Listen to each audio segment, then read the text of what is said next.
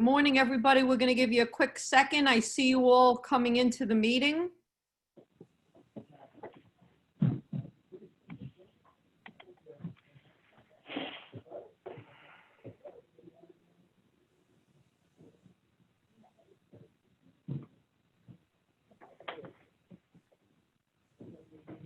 So good morning again. And let me first say, I hope we're all staying healthy and safe through this.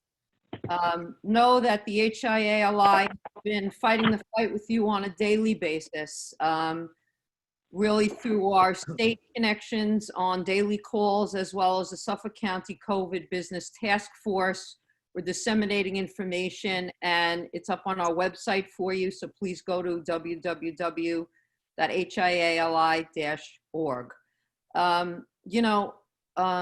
Before we start, let me also say we have seen such an abundance of kindness and responsiveness from all of you, our members. Many of you who have repurposed their plants to really produce some PPE in terms of just helping out the essential workers. So we thank you for that. Many of you have heard that ChemBio right in the Long Island Innovation Park at Hop Hog has been one of the first companies to produce a test for COVID. So we appreciate that as well. And everyone has stepped up to the plate. And by the way, there's no exception with our Small Business Task Force. So thank you to Rita and her team for putting not only this program together, but the series that we will have together throughout the coming weeks. We will ask through this that you put in questions in the bottom of your box. You should have something that says Q&A. So just type in there, and our moderator, Joe Garofolo, will be getting those questions that he will field to our panelists. We're also recording this, so it'll go back up on our website for you to listen to it. So, I know many of you have opens on Wednesday, those of you in manufacturing and construction. Hopefully, the professional services group, we will open in 2 weeks as they monitor what's going on with the COVID. But through it, you have asked us many questions. So what will this new recovery look like? What will our confidence in our, consumer confidence and our employee confidence look like? I don't know, we have a lot of those answers yet, but I can tell you that one thing we do know, that this type of disorder causes all of us to reorder and replan and look at what we're doing, and we will come back stronger. We'll certainly come back different, but we will come back stronger. So I'm going to turn it over to Rita. Again, our Small Business Task Force has done a phenomenal job of really not only creating this, but will be helping us in the future with that recovery. So Rita, I'm going to turn it over to you. Oh, thank you so much, Terry. First, I want to say thank you all for joining us this morning. I miss you terribly. I miss our handshakes and I miss our hugs, but let's hope we get back to that. Thank you so much for joining us. I just want to give you a little history of the Small Business Task Force, which was born about 3 or 4 years ago at a board retreat.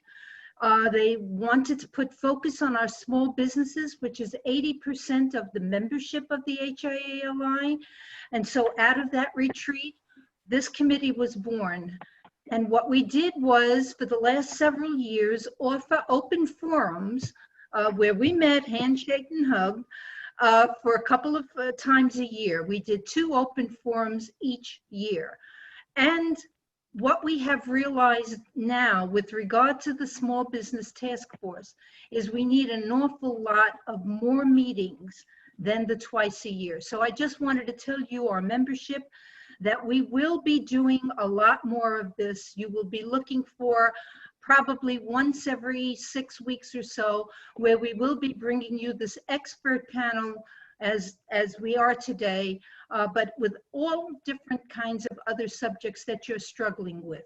I cannot thank enough the members of my team, who are all board members, and the passion and the concern that they have for our membership is unbelievable. Thank you so much, Alan Lapolis, Dr. Alana Zolfo, Karen Frank, Sue Gubing, and myself. I think I've got everybody. And of course, Joe Garofalo, who is our moderator today. And speaking of Joe, as our moderator, we thank you so much for joining us, Joe, and taking charge of this panel. We want to, Joe is the outreach pastor of the Island Christian Church here on Long Island and has been a board member for for many, many years. So again, I thank my panel, Tony Joy and Terry's wonderful staff for keeping us all together. We will be getting part 2 together probably next month. We have a meeting set forth next week to get that going. Thank you so much to the panels for joining us this morning. It is such an important piece for our membership. So thank you again. And Joe, take it from here. And again, stay well and stay healthy and stay safe. Well, great. And thank you, Rita, for that. And certainly Terry as well, for leading our organization and being the first to want to roll up your sleeves and say, what do we need to do? Because as you mentioned, we definitely are all in this together. So just a couple of things. As Rita mentioned, I'll just introduce myself real quick. Again, Joe Garofalo. I'm the outreach pastor of Island Christian Church. I've been in this role for about 12 years. I do a lot with the workplace ministry, as we call it, or the business community. I have been a member of the HIA board for going on 30 years, I guess, since the early 90s. And it's been a great opportunity to meet people and to work on amazing projects. I was in the publishing field prior to transitioning into ministry. So I've kind of got one foot in the business community and able to kind of bridge that gap between faith and work life. So it's been a great experience so far. And so just continue to forge ahead. Churches naturally through this crisis are certainly, we consider many on the front lines. We're feeding people 3 days a week here. We have, so we're kind of just going into overdrive. We've just talking with the panelists, which I'm going to ask to introduce themselves in a second. And they, they're talking about 12-hour days and just, it's different type of work in some instances, but some of it they can do projects because there's fewer people in the office. Others, they're just kind of hammering it out with their clients and so forth. And so, churches are kind of in the same boat in that way. We're meeting the needs. We're doing a lot of drive-bys. We're visiting people that are living in isolation. So it's really added to the ministry. It's been stressful, but it's been very fruitful as well. So with that, I wanted to thank our 3 panelists, our experts in various fields this morning. And we have, and I'm just going to mention your names, and then maybe once I do that, then each one of you can just give a few, a minute or so on just introducing yourselves and telling us a little bit about yourself. So we have Anthony Akampora, we have Kevin O'Connor, and we have Bob Corte with us. And so, and Anthony, maybe you can start. Actually, I'm looking for Anthony on the screen. Let's shift to Bob.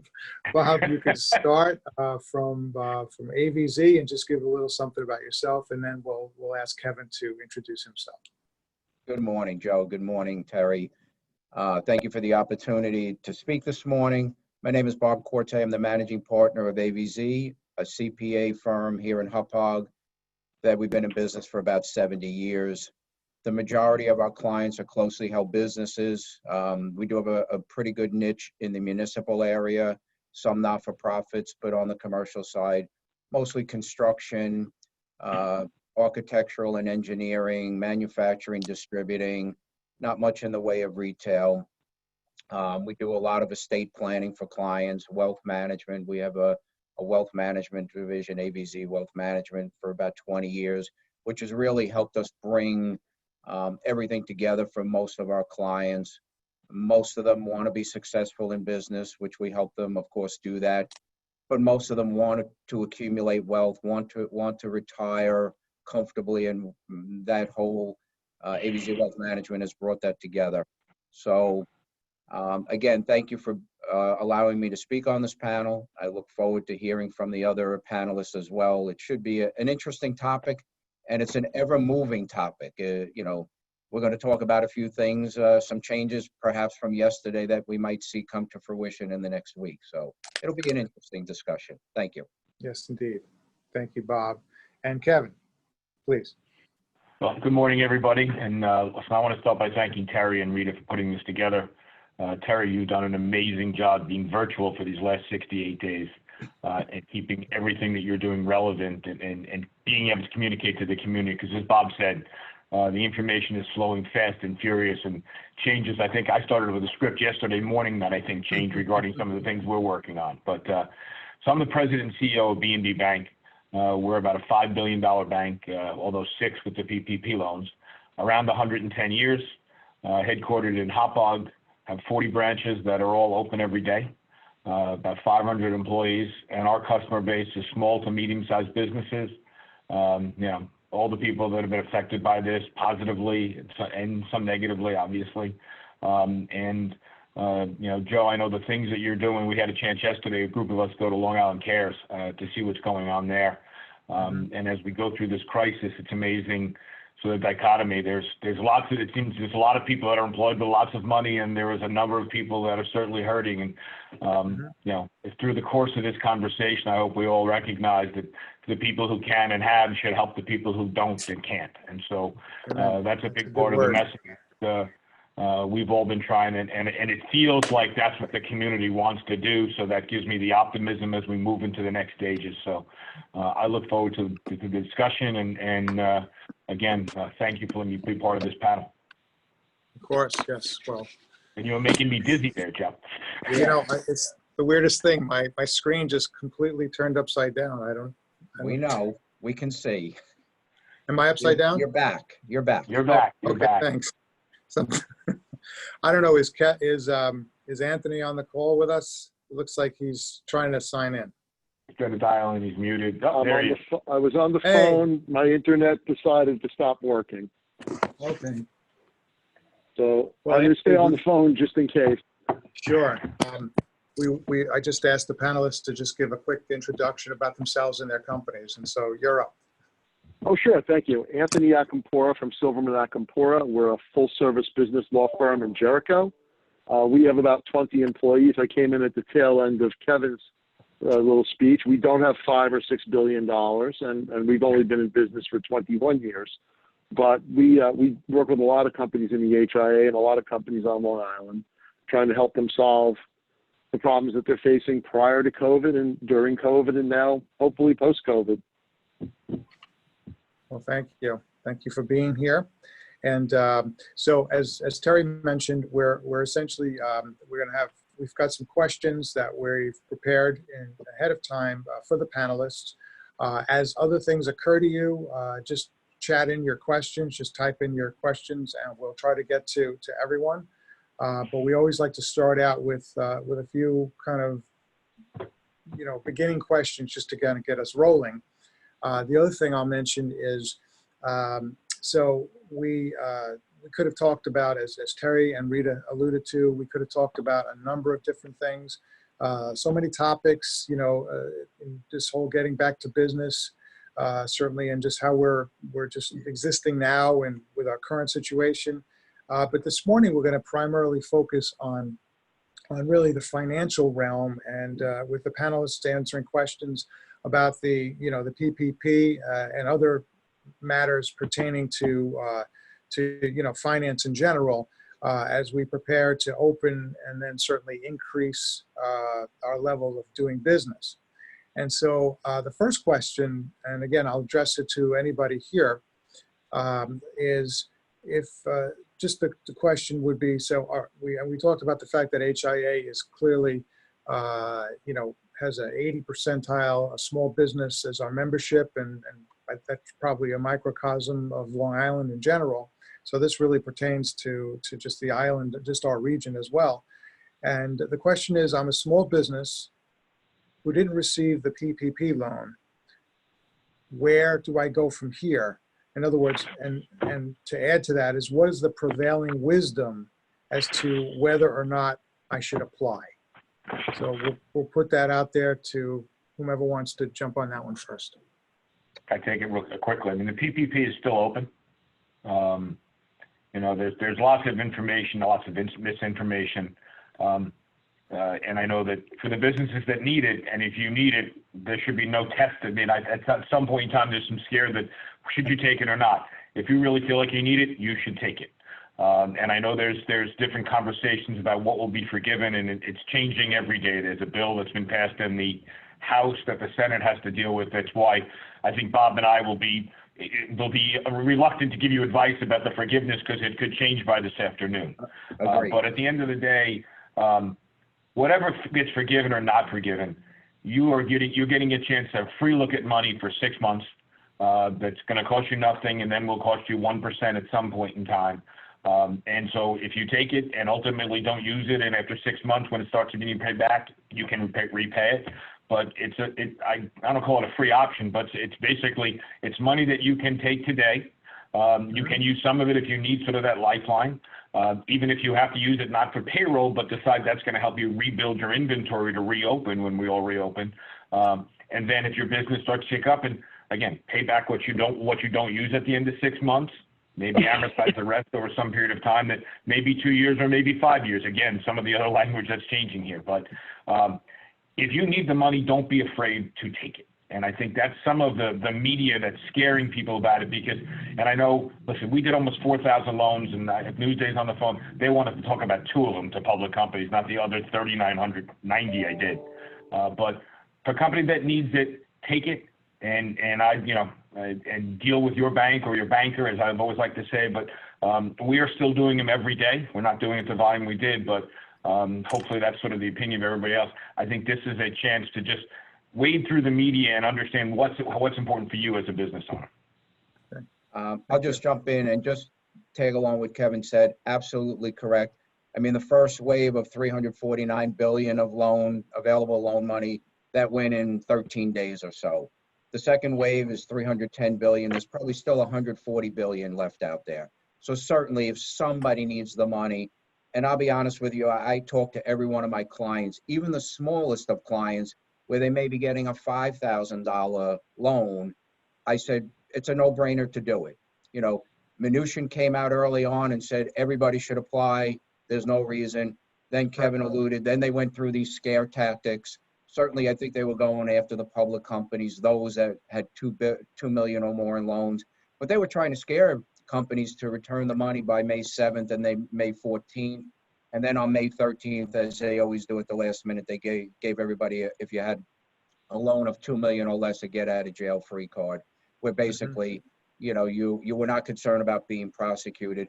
And I feel bad for any companies that may have returned the money, because I do think that this will be a windfall in the long run. And if some of this, what got passed in the House yesterday, if it goes to the Senate, gets signed by the president, it's going to be more of a windfall. I did tell clients early on, because there were a lot of clients who said, well, 8 weeks, I may not be operating in 8 weeks, which is really true. How am I going to get any of the forgiveness? The reality is, so if you didn't get the forgiveness, get the loan money. It's now a 2-year loan, which may go to 5 years at 1%. And when you open up, at least you'll have the working capital. So to me, it was a win-win. Kevin said it, there is money available. People should apply for it if they haven't to this point. Thank you. Anthony, do you have anything to add? Yeah, one last thing.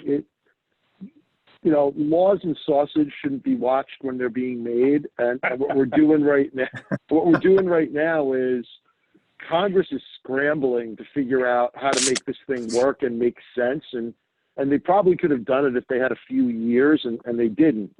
And the rules just keep changing. And I think, to Bob and Kevin's point, that's what's scaring everybody.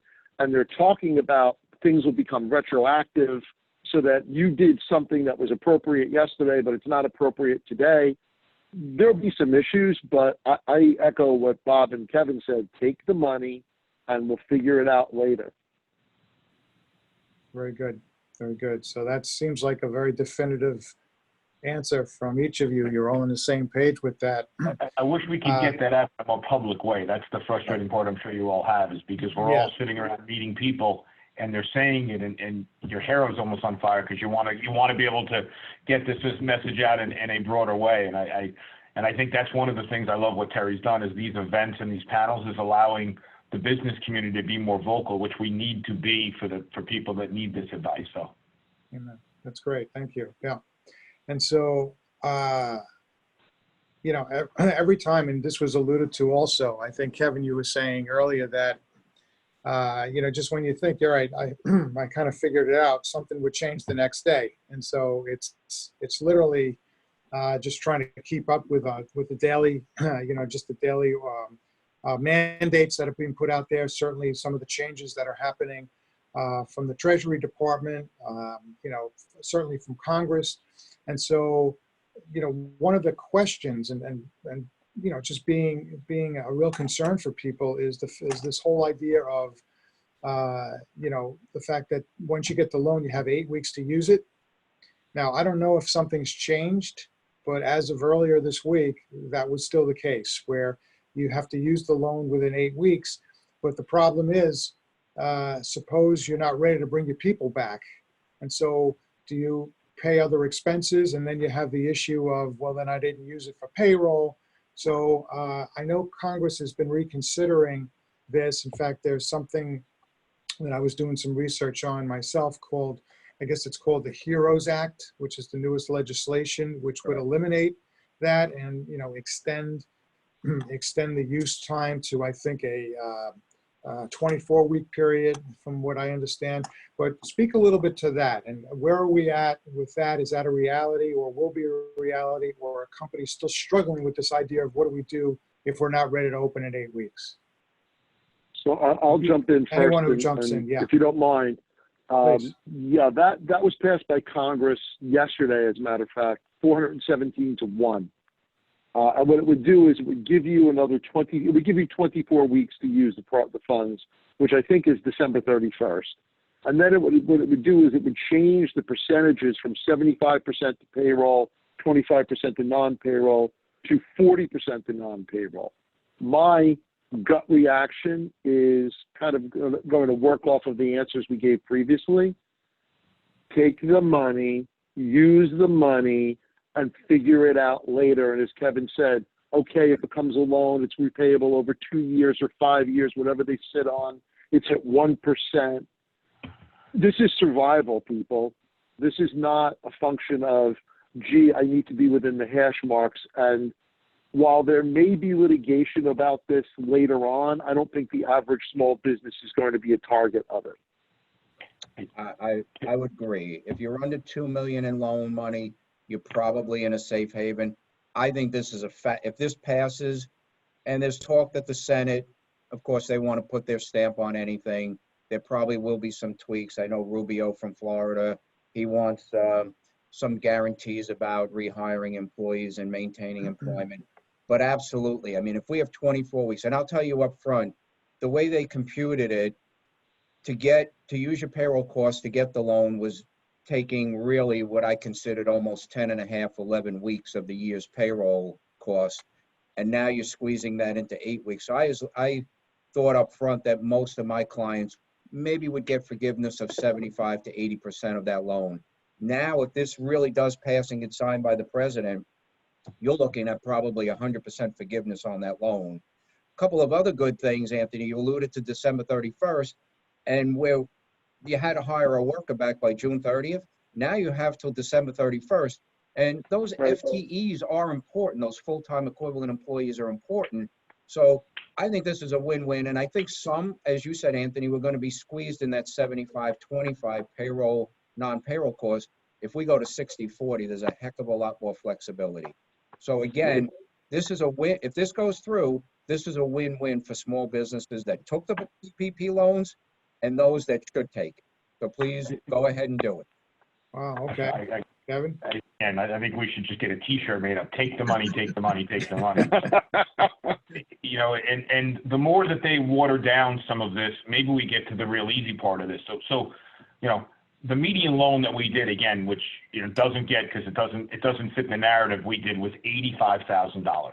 So 2,000 of our loans were less than $85,000. At some point, am I hoping the forgiveness process that we pick a dollar amount, and if we're going to beat everybody up over the $2 million loan, that everything under $100,000, let's just forgive. Because the way we believe in this is this was a grant. If you go back to the original language, this was meant to be a grant. Mm-hmm. So, you know, we've done several hundred loans for not-for-profits, you know, and I know I speak for lots of community banks with this profile because they all look the same. And so, you know, again, I think the opportunity, and so get past the media, reach out to whoever you bank with, your banker, to have this conversation, because I know all my people sort of, you know, preaching from the same spot here. And the idea that, you know, to expend it, whether it's 24 weeks, 60, however this gets compromised, it's going to be more than 8, it appears. And so, and then if we get to the stage of the sheer magnitude of forgiveness, given if we have to provide all this documentation, I'm hoping cooler heads prevail, and maybe I'm too optimistic, that there'll be some blanket level of forgiveness which would make life very easy for everybody. So I think still more to come, but it all gets back to the same message that, you know, if we're trying to figure out how to get to the other side, that's what this is. This was a lifeline to get to the other side that we all have to think about. And again, you know, it is about the less than $100,000 loan. More than half of what we did was less than $100,000. Those are the loans to the businesses that really are the backbone of Long Island. They are the heartbeat of Long Island. You're absolutely right. And that's what's critical. Again, I said I had clients who ended up with $5,000 or $6,000 loans. And for me, it was a no-brainer for them to do that. Even if they were operating or couldn't operating, some of them were small contractors that were considered somewhat essential. It was money that, even if they got 2/3 of that money forgiven, it was a home run. It was a no-brainer, as I call it. And Kevin, I want to thank you. I have a number of clients that are your customers, and B&B has been nothing short of spectacular during this crisis, and how they've dealt not only with the PPP for them, but with other issues that have come up. So people don't say it to bankers enough. Thank you. My guys all the day, listen, I have a number of these panels, and the opportunity for me to just, you know, tout the people I have working for us, and really community bankers all around the country. This was their opportunity. Joe, what you're doing every day is saving lives. The healthcare workers are saving. Bankers don't often get that chance. This was our chance to really shine and figure. And when the world seemed darkest, their opportunity to do what they could do to help. Yes. I seem to have dropped off again, but I'm still on the phone. Good. Hey, let me just say, from everything you guys have been saying, you know, you're being real, and this is so awesome. You're actually able to meet with clients and just say, listen, this is what I would do if I was in your place, and that's very key, really, to each of you guys. And it's also, you know, it's also kind of, and we didn't plan any of this out beforehand, but it's very reassuring that you're all on the same page. You know, so I mean, that to me, that speaks volumes. Don't ask us another question. Well, speaking of that, so one of the this whole idea about the 75%, in other words, meeting, you know, those who would be able to meet that 75% threshold, you know, of payroll, you know, and then the amount of non-payroll costs in excess of 25%. You know, if that's the case in this less than 2-year period, I mean, how does a company navigate with that, go through that? If you're Joe, I mean, there's a couple of things. Number one, yeah, you want to keep good documentation. I mean, one of the things that the SBA said and was recommended, you got the loan money, put it in a separate bank account, transfer that money when you're going to expend those costs on payroll or the other eligible 25% costs. So I think that, you know, that was important. The only other thing, again, I would say is that a lot of my clients, when I looked at it, probably were going to be, it was not going to, under current rules, they were not going to get the 100% forgiveness. But again, even if you use 75% of that money and you wanted to return the balance of it after the forgiveness period, after the 8-week period, or you wanted to turn it into a 2-year 1% loan, to me, that again is a no-brainer. That's almost like free money. I'm sorry, Kevin, that's free money at 1%. So I think, you know, keep good records. They've come out with the application for forgiveness. Do I think that this is going to be the final one? No, because this landscape has changed every day or every other day. But keep Sure. good records, keep copies of those invoices, your payroll information to support when you're ready to submit that forgiveness application. May not be in 8 weeks. Hopefully it's going to be in 24 weeks. Who knows? But be Mhm. prepared and start to calculate what you think that forgiveness would be under the current rules. Hopefully by next week, we're going to have a lot more lenient period of time. There are a number of, I saw the TurboTax equivalent of forgiveness programs that are out there that, I guess, Bob, you're probably concerned given that if some of them are right or wrong, but there's lots of ways to look at it. But again, if you've done it with a bank, call your banker up. They'll give you, there's some things that we'll provide. We're always concerned about what's the most up to date with your accountant, with your lawyer. People are here that we want to help, right? That's what the goal here is, that everybody wants all of our clients and customers to get to the other side. That's great. Yes. Okay. Anything to add to that, Anthony? Nope, I think they've said it very well. Okay. Yeah. Well, that brings me to this next question. So this HEROES Act, and I think that's what you said, that overwhelmingly passed in the House. Yes. So that actually eliminates the 75% payroll expense threshold. And it also is the one that gives borrowers a minimum, I guess, of 5 years to repay the money. It would also, from what I understand, extend the period of using the funds to the 24 weeks, as we talked about. And it also, which is interesting, it allows borrowers to kind of start the clock, when they're ready, I think, provided it's usable by the end of the year kind of thing. So is that, I mean, what that just to my that would alleviate a lot of these issues, a lot of the fears out there, a lot of the questions. So do you expect that will get through the Senate now, and that this thing will get rolled out quickly enough? Because that'll change the whole dynamic. It's a game changer for sure. So if you've watched any television at all and any of our politicians operate in the last 10 weeks, I can't give you any idea of what the Senate might want to do. The thing is that it passed so overwhelmingly. I mean, you were one vote short of unanimous. It may push the Senate to act and act quickly, but I think it was Bob that said they're going to want to tweak this a little bit for their own purposes.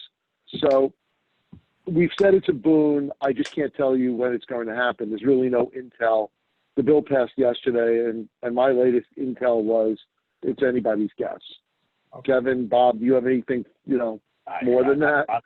I'm with you. I think you said a sausage being made is nothing pleasant, and that's what's happening. I think the focus needs to be, if you haven't done it yet, please do it, because I think it's only going to get better, especially if you're somebody who needs it. And again, I think the media has portrayed it in the wrong way, and it's unfortunate, because this was really meant to be. And I think if you go back and read what it was supposed to be back, March 27th when it passed, the iterations that have come in. And I'll also, you made the comment about sort of rolling this out.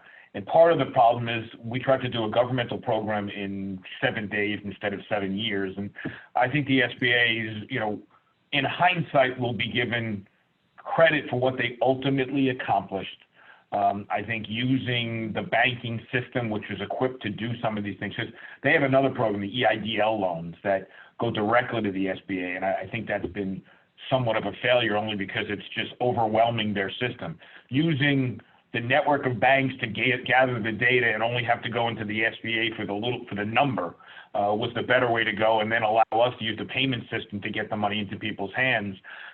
I think you're going to look and go, that is a blueprint if this ever happens again, God forbid. So I think that we're going to look back on a lot of things with hindsight, and I think we'll have obviously criticism of the SBA, but I think at the end of the day they did some good things to get this money. We did get hundreds of billions of dollars in people's hands. As I said, not for profits, very small business. I think the smallest loan we did was $3,000. Yeah. Wow. I'd say no question that, again, rolling this out as quickly as they did, there were going to be bumps in the road, and there certainly have been. And they issue these frequently asked, answered questions. They're up to number 48 now, and everyone they're tweaking it as they constantly go on. Do I think that this will get passed? I think some version of this will get passed. I really do. I think, again, as Anthony said, it was overwhelming, 1 vote against. I think the Senate will want to put their stamp on it in some way and tweak it. I think it will get passed. I know I mean, I was lighting what's left of my hair on fire when I saw this about 8 weeks, and I'm thinking to myself, geez, some of these companies are not going to be able to operate in these next 8 weeks. How are they going to avail themselves of this forgiveness? Does Yeah. anybody in Washington, D.C. realize what they've done? They need to do something about this. 24 weeks, I think, is a very lengthy period of time, but I do think that some version of this bill, I'm an optimist, some version of this bill will get passed, and hopefully, you know, with many of the key aspects of it being retained. So I'm hopeful, and I'm hopeful, again, sooner than later. The worst thing is you get things at the last minute, you get things 2 or 3 weeks from now, and it's very difficult to plan. I know even from our case, we got our money on April 15th. Our 8-week period runs out on June 10th. Heck, I'd like to know what flexibility there would be before that 8-week period ends. So hopefully we'll see something next week, and hopefully we see the better part of this bill that passed through the House being passed by the Senate and signed by the President. But Yeah. please do it timely. Yes. It helps. Thank you. Thanks for sure. So this question shifts just a little bit. It has more to do with preparedness, but I think we would certainly covet your wisdom, gentlemen, on this particular question, and that is this. How do you suggest to your clients, customers, what type of negotiations they should be doing during this period of time? And we've heard about a lot of stuff happening with loan, with mortgage, with individuals that have mortgages that are talking to their lenders to relax some of that. But what do you advise to businesses, for example, those that are renting space? And many of our Long Island businesses rent space, obviously.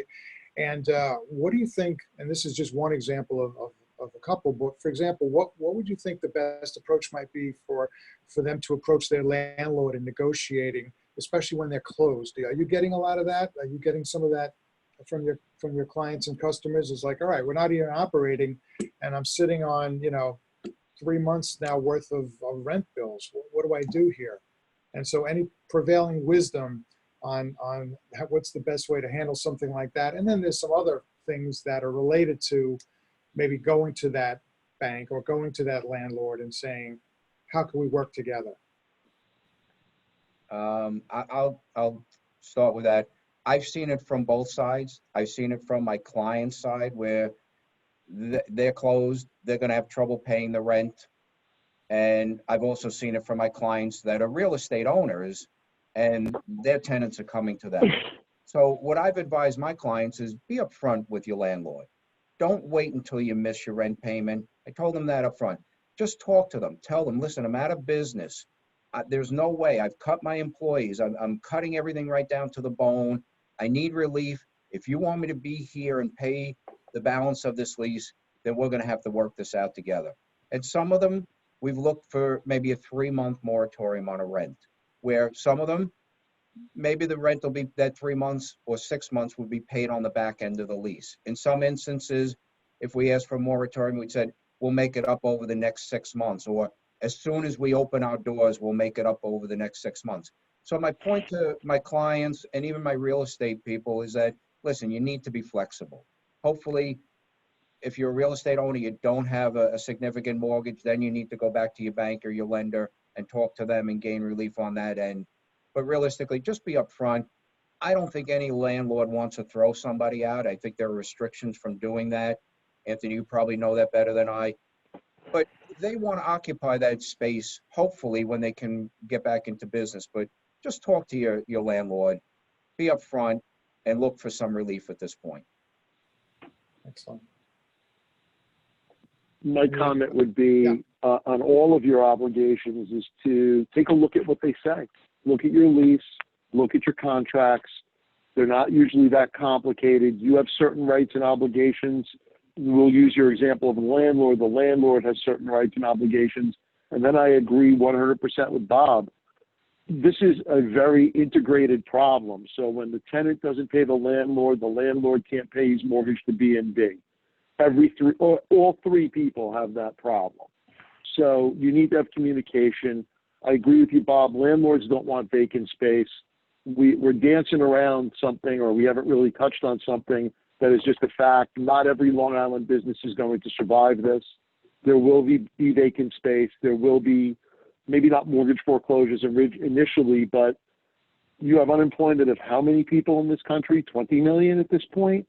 Mm-hmm. Businesses are not going to survive. They're not necessarily going to come back.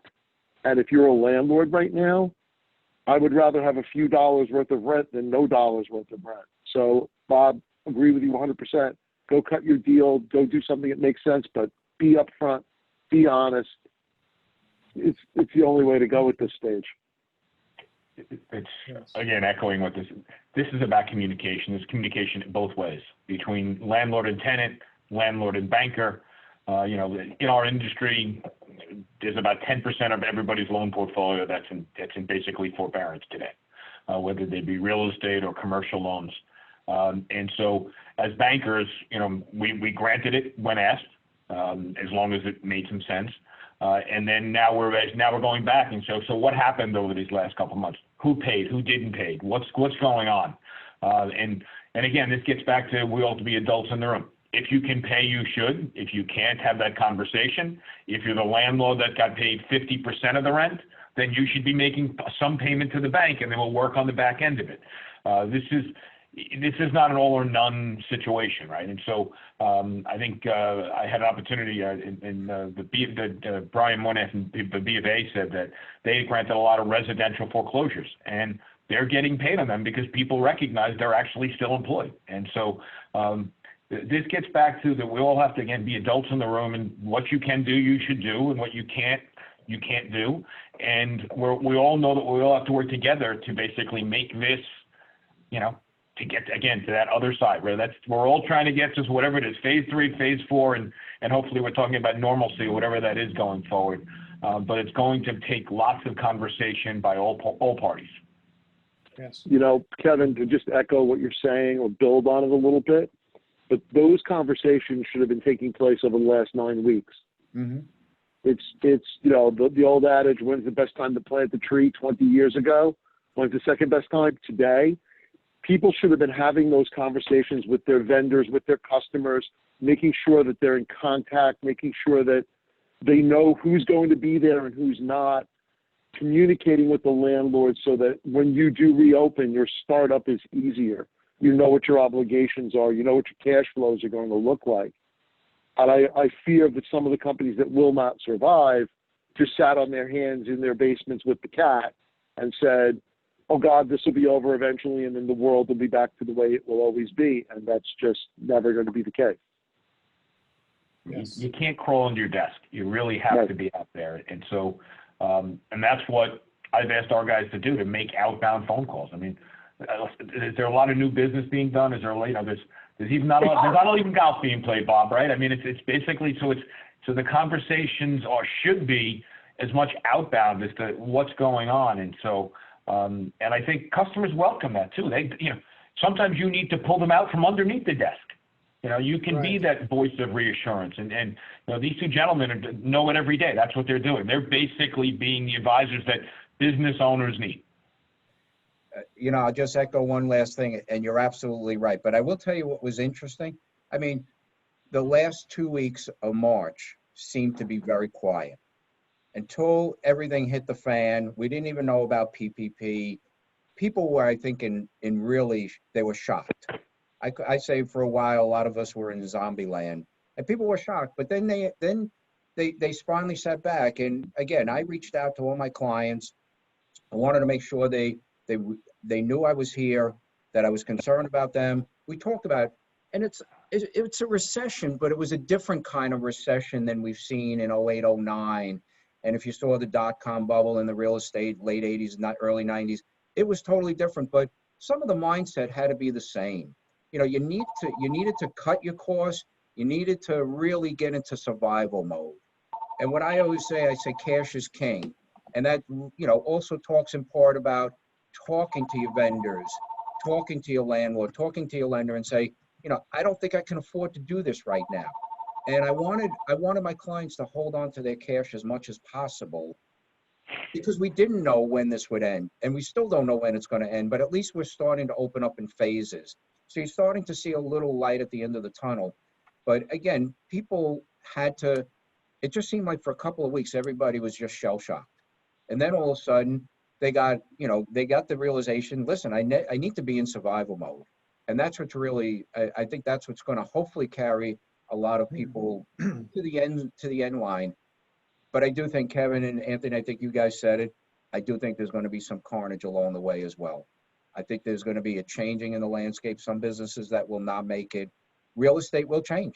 Look at everybody working remotely. You know, is everybody going to need 10,000 square foot, or are they going to be able to, you know, utilize 5,000 square foot going forward? So Yeah. It's anytime there's a recession, anytime there's change like this, it will result in absolute change. We don't know what it's going to look like, but I Right. think you need to be proactive. Somebody talked about planting the tree. You need to be proactive. You can't live in the past and say, this is the way I did it in the past. You need to be proactive. You need to be nimble on your feet. You need to be ready to move forward at a moment's notice. Yes. Yeah. I think a perfect example of that was the restaurants, who shifted gears immediately. Curbside, they figured it out, some survival mechanism almost immediately. Maybe they had that 2 weeks, Bob, where everybody was a little shell-shocked, but a lot of them figured it out right away, and regular businesses need to do that. Other businesses need to do that. I've got a restaurant that basically he's rushed out and he's bought the tables because he knows he's going to do outside food service. And so he's ahead of that. Did they have the right cups? It isn't. There are websites. I will say this, one of the things that, and we've all experienced it, where if you want to participate in this sort of takeout business and things like, some have better websites than others. Some are better prepared. Oh my gosh.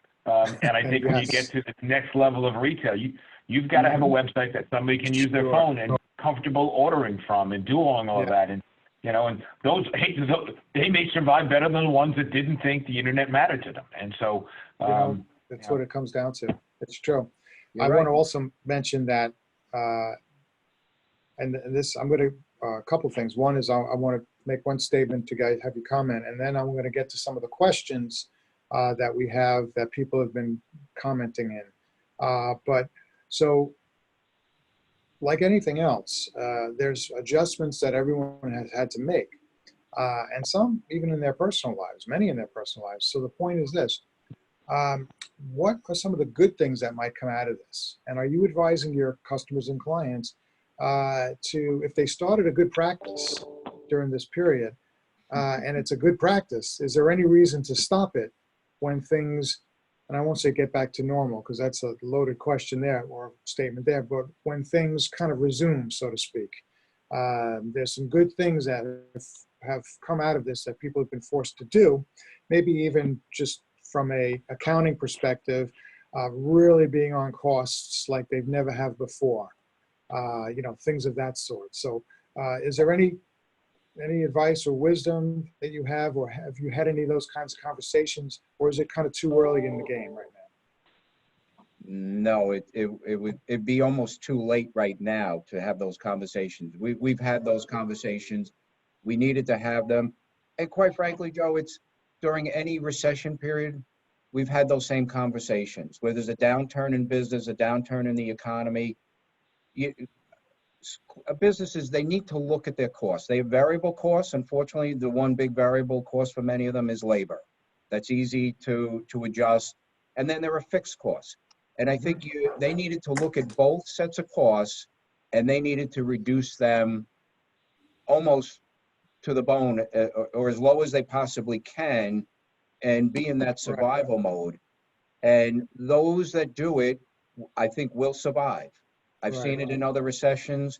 I also see where sometimes when the economy gets good again, they get fat again. You know, business owners, things are good, the money's flowing, the sales are increasing, they have a tendency to get fat. although a lot of them do have that mindset, even from the 08, 09 recession, where I still have to run as lean as I possibly can. And I think that those are conversations that, or those are things that they should have looked at when this first occurred. Gotcha. Okay. Well, thank you. Well, let me just jump to some of these questions because I know we have a little bit of a time constraint. And so I wanted to get to some of the folks that commented or chatted in some questions here. So here's one. It says, my not-for-profit, and we haven't talked about not-for-profits yet, but my not-for-profit applied for the SBA economic injury loan. We received the $10,000 forgivable advance, which was great. However, I haven't heard back. Does it mean we may be approved since SBA gave us the $10,000 advance? I'm going to suggest that on that one, if they want, they can give us a call here. That program has been probably not the SBA's greatest hour, I would say. And so to give that as a blanket answer would be a challenge, I think, for any of us. I do want to pick a little bit on what Bob said, so what a company's going to do what should you take away from this as you go forward? I think, because one of the things we need to communicate with our employees too. I think that's one of the things that I'll say that came out of this for all of us is that probably we are talking to the people that work for us more than we probably ever did. And I think for small business owners, sometimes that's even harder than it is for us with larger companies. So I think the sharing of sort of what's going on with everybody in the organization needs to occur. One of the things that we put in place that we had talked around it a lot was basically a sort of a town hall meeting. We're doing it every week, and finding that is a great opportunity because we are overwhelmed with methods of communication, texting, phone calls, emails. It gets lost in the noise, and the messages that we're trying to deliver leading our organizations are a challenge.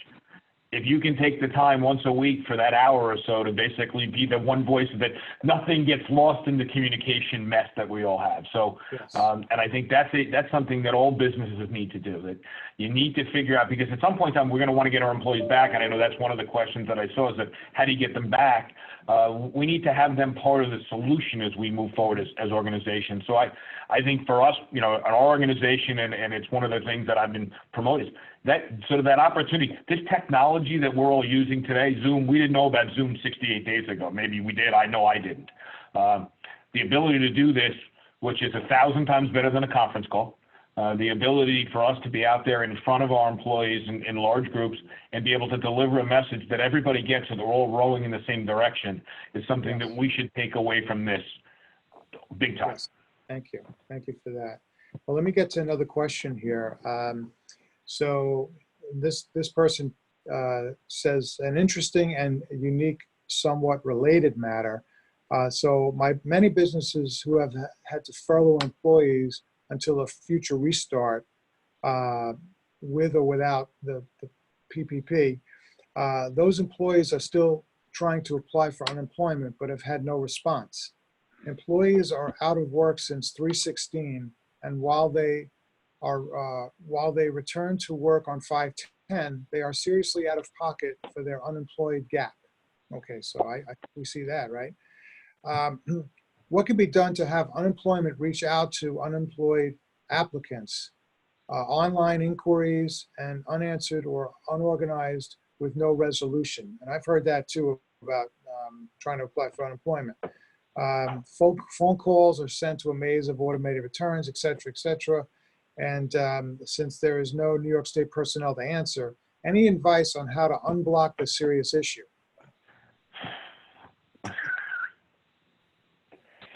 Privatize? I don't. It is a challenge.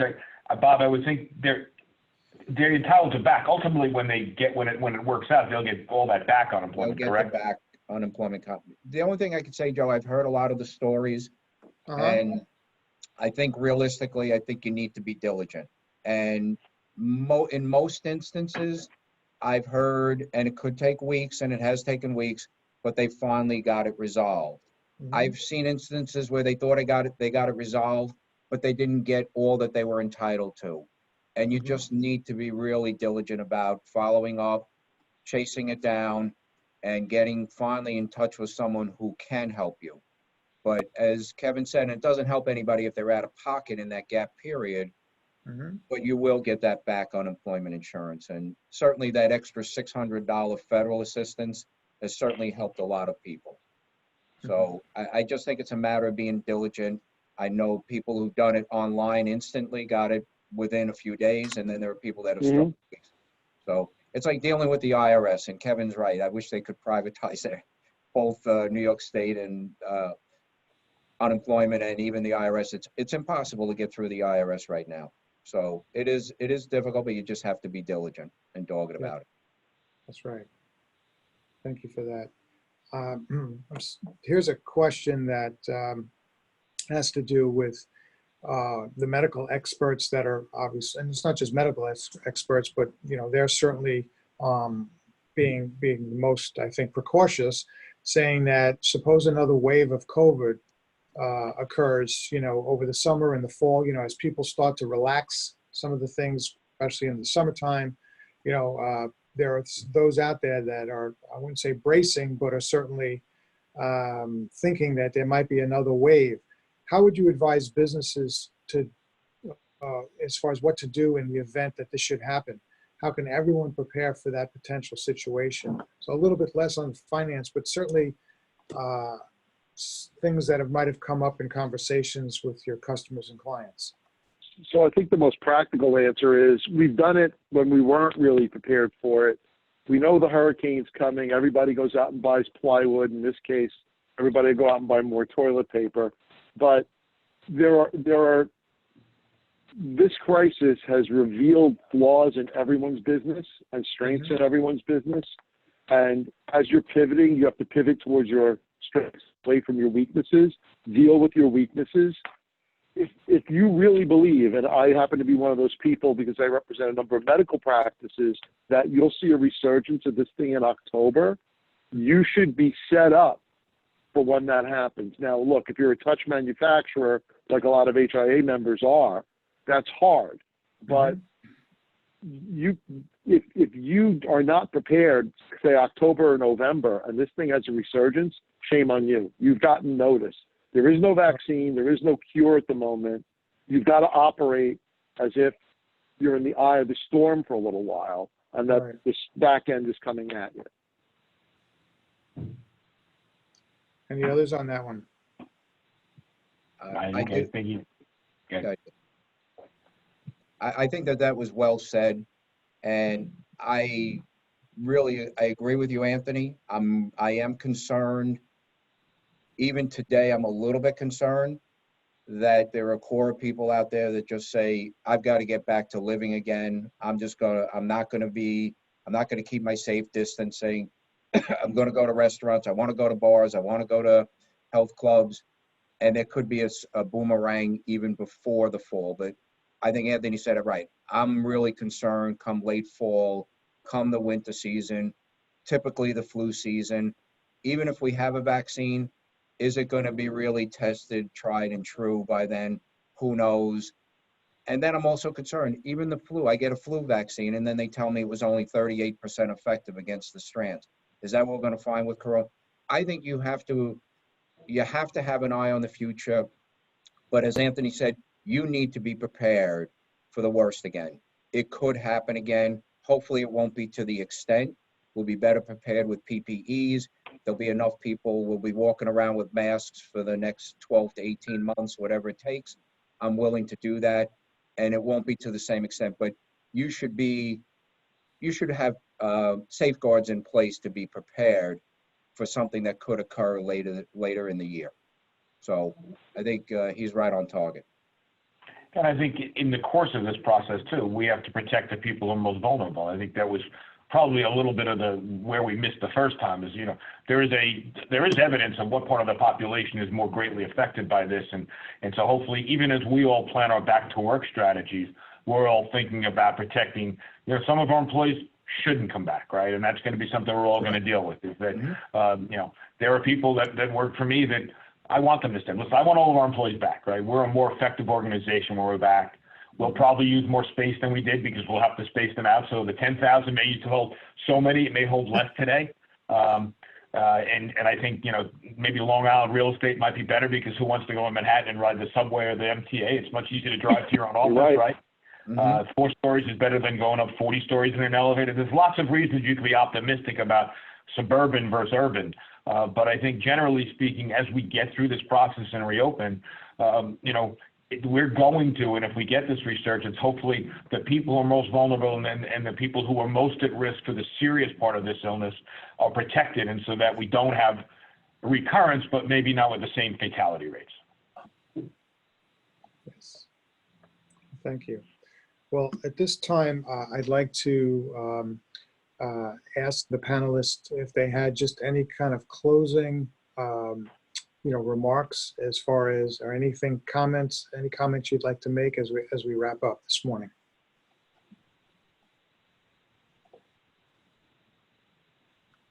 Sure. I think at this stage, we all have 2 jobs.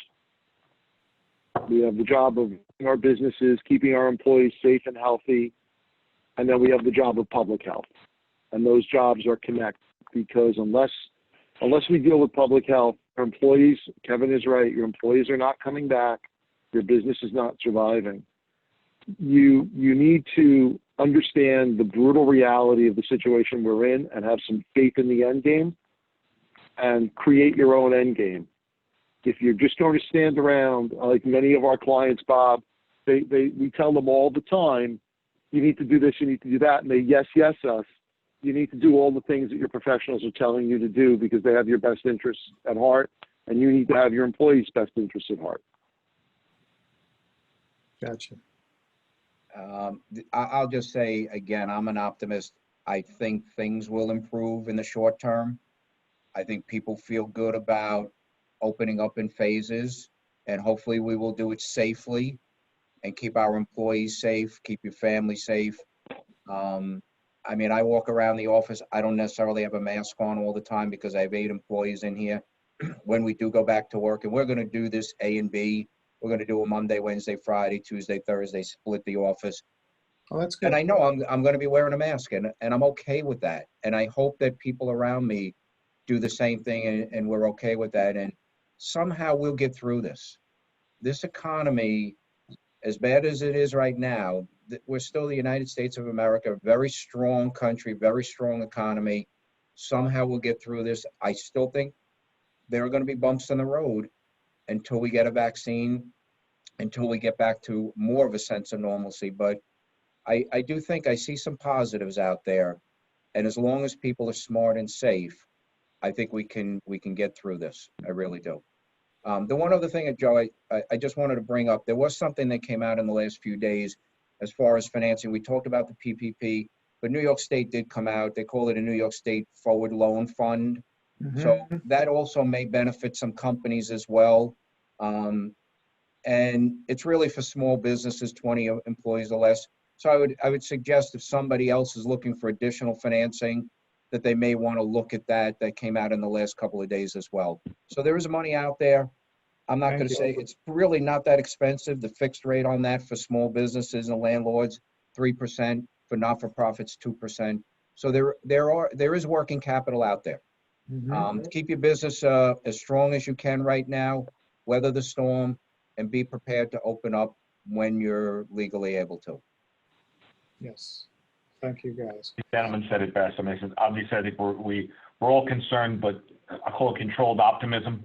I think I saw something for you, Anthony, yesterday about green shoots coming through, and that's what we're seeing. So, I think as business leaders, as all of us involved with the HIA, we should all be out there and be visible and vocal. I think there's so much misconception out there and misinformation. The opportunity to share and to take the advice and to set the example, wear the mask, be the thought leaders as we try to navigate to the other side. And so I'm optimistic, and the entrepreneurial spirit on Long Island is amazing.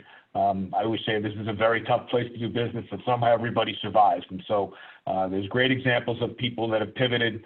There's great thoughts about how we can do the things we need to do. the partnership between government and business, I think, will actually occur on local levels. This is a time for all of us to be talking, thinking, and being flexible to how we can all survive. Yes, absolutely. I think that is exactly the word we need to know. And the fact is that, just as Terry mentioned earlier, when we first opened up this morning, that, nobody is not going through something that we're all going through, and so there's no one impervious to this thing. And that's just such an interesting, the dynamic might be different, whether it be a not-for-profit or a business organization, or certainly large and small companies. Some have more resources than others, but what we've been finding is, that those larger institutions or companies I've been seeing have been very generous with their employees. And that's just been, and even smaller companies for that matter, nobody wants to let anyone go. And even if they had to, they need to. But for those companies that have a larger, more resources, larger number of employees, larger facilities, bigger businesses, we're seeing that they're being very generous. They're going above and beyond, and that's, maybe that's some of the good stuff to take with us, as we kind of move into this next season. Well, I wanted to again thank you guys for your help here, Kevin O'Connor, Bob Corte, and Anthony Acampora. You all brought a wonderful level of expertise in your own particular areas, and it was very assuring, as I mentioned earlier, that you guys have been on the same page. And I know for me, I have a lot of comfort that I took away from your responses, and the fact that we're all in it together is very helpful. I wanted to mention that there's a survey that's going to happen right after our Zoom call ends. And just wanted to say to those out there watching, if you can please just take a moment to fill that out, because that's going to help us bring you guys more educational types of programs, specifically geared towards the, this particular time. And so the HIA-LI is always working towards, what are the biggest needs right now, and we want to get that right from our membership. And so just take a moment to do that. And at this time, I'm just going to say, for those questions, there might have been a couple that we didn't get to, but we have those questions, and we will we'll look at them, and we'll get some answers for you on that, and we'll get them back to you. So we wanted to thank you for those who responded by chatting in some questions. And again, I don't know if we can get a, just do a fun raise of the hand or a thumbs up, but just wanted to say thank you guys for being here, and also special thanks to Rita and our team, certainly Terry, Tony, Joy. You've all been great to work with, and take care. Have a great weekend, everyone. Thank you Thank so you for much. having us. Thank Be you. safe. Bye. Bye, guys.